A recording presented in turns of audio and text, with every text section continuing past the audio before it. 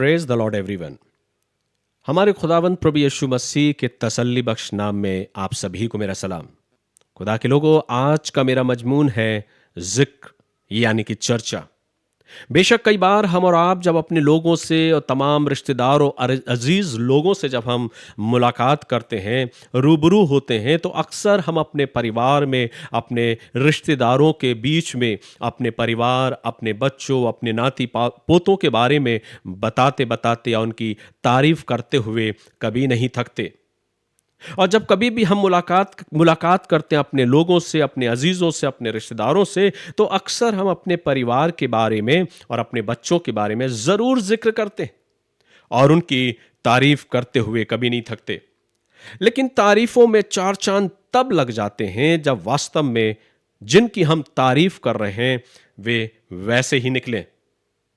ठीक वैसे ही जैसे कि हम जिंदों की जमीन पर अपने परिवार, अपने रिश्तेदारों और अपने बच्चों की तारीफों के पुल बांधते हैं, ठीक वैसे ही आसमान का खुदा भी मेरे और आपके बारे में अपने लोगों के सामने, अपने फरिश्तों के सामने जरूर चर्चा करता है।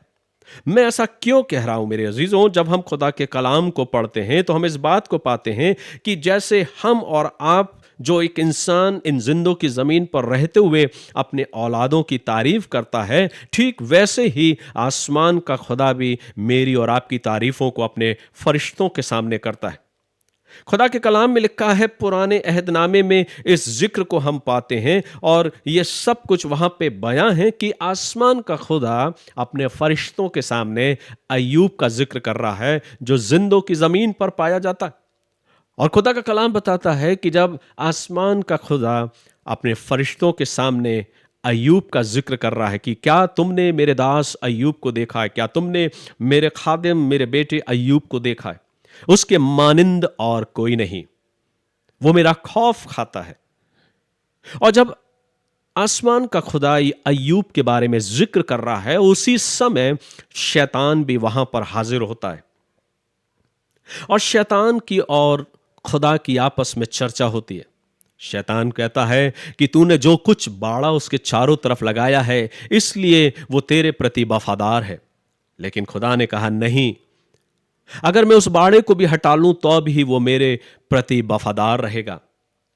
क्योंकि आसमान का खुदा अय्यूब के प्रति अपने उस तारीफ को जो अय्यूब के प्रति थी, उन तारीफों को वो कर रहा था। जैसा कि शैतान ने कहा, खुदा ने उसको इजाजत दी कि ठीक है, अय्यूब का जीवन तेरे हाथों में है। शैतान को जो कुछ बन पड़ा वो सब कुछ उसने उसकी जिंदगी को अय्यूब के जीवन में आकर सब कुछ तहस महस कर दिया। लेकिन अंत में देखने में आया कि अय्यूब ने खुदा के प्रति अपनी वफादारी को नहीं खोया। उसने कहा, जिस आसमान के खुदा ने मुझे बरकत दी है, क्या उससे दुख ना लूं? और तब इस बात को सुनकर शैतान उसके सामने से चला गया।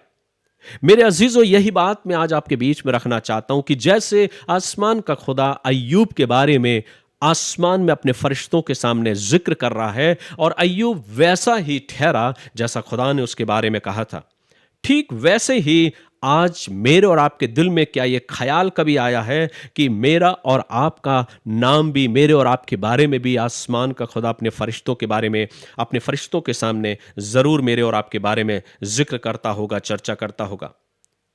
लेकिन प्रश्न ये उठता है कि क्या मैं अपने आप को उसकी तारीफों के काबिल बना पाया हूं या नहीं? क्या मेरा नाम भी, मेरा जिक्र भी आसमान में उन फरिश्तों के सामने किया जा रहा है या नहीं? अगर आप भी ये चाहते हैं कि आपका नाम भी खुदा अपने फरिश्तों के सामने ले और आपका जिक्र भी करे, तो सबसे पहले मुझे और आपको उसके हुक्म को मानना है और उसके तौर और तरीकों के अनुसार अपनी जिंदगियों को बसर करना है। मैं दुआ करता हूं कि आसमान का खुदा मुझे और आपको ऐसी तौफीक अता फरमाए कि हम और आप अपनी जिंदगियों को रूहानी ताकतों से भर के, पाके रूह से भरकर, पवित्र आत्मा से भर के अपनी जिंदगियों को जीने पाएं और वो जीवन जिए जो आसमान का खुदा चाहता है। खुदा बाप आप सभी को बरकत दे और ऐसा अवसर दे कि हम सब अपनी जिंदगियों को ऐसे बसर करें जिसको देखकर आसमान का खुदा भी ये कहे, क्या तूने मेरे दास, क्या तूने मेरे खादिम को, क्या तूने मेरे बेटे और बेटी को देखा है जो मुझसे बेहद बेइंतहा मोहब्बत करता है। God bless you. प्रभु आप सभी को आज के इस कलाम के द्वारा बरकत दे।